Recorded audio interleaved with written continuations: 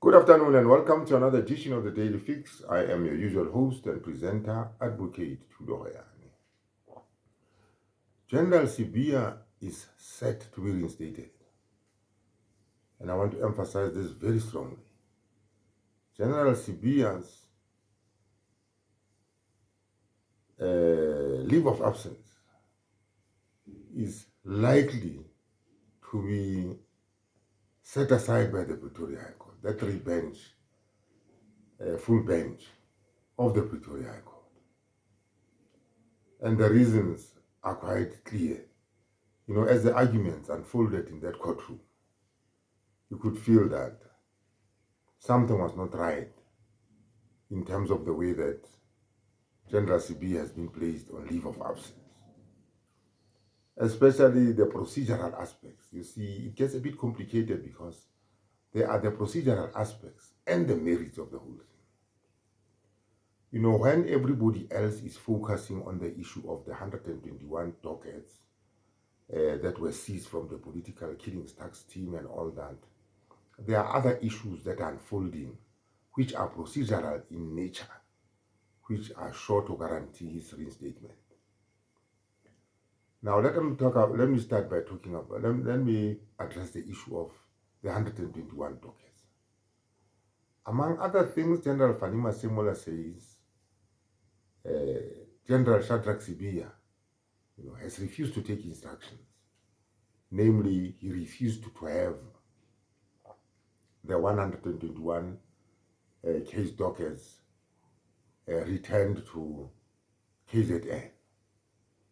It has since emerged as a matter of fact in court today that in fact General SIBIYA did make some attempt, or did in fact make an attempt to have those dockets returned to KZN, but they were rejected by General Nhlanhla Mkhwanazi. So that insubordination allegation on that score alone falls away, because it was one of those, cardinal things that General Fanima Semola was trying to rely upon to get him on leave of absence. Now, SIBIYA also argues very strongly through his lawyers that the decision to, place him on leave of absence actually prejudices him, because there is a parallel process underway.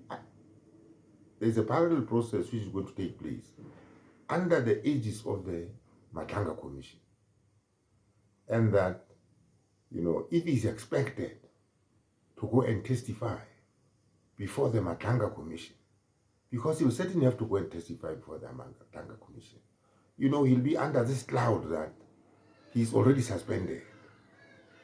There'll be this public perception that he's suspended, and by extension or implication, he is guilty of something, or at least of the he's guilty of, or that the allegations against him for which he's appearing before the commission could have a grain of truth in them.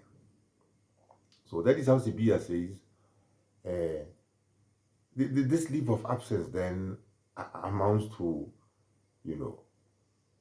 the Commissioner of Police having taken action, not only action which is not only preemptive, because General Fanima Semola argues in his papers through his lawyers that this is a preemptive move to try and protect the process.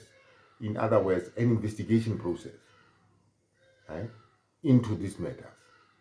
But curiously enough, in his own papers, General Fanima Semola has conceded that that investigation concluded on the 2nd of August.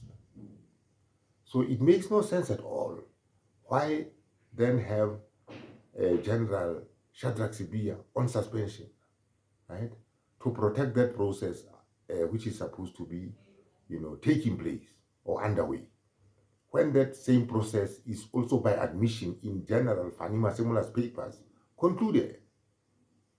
So his lawyers are arguing that there is nothing, preemptive about this. this is a punitive. It is a punitive measure that can only have, you know, the effect, right? Or which will largely be seen, you know, to sort of cast negative aspersions when the commission finally comes to see to determine some of these issues. So it's a dicey situation, because you see the findings that the court has to make.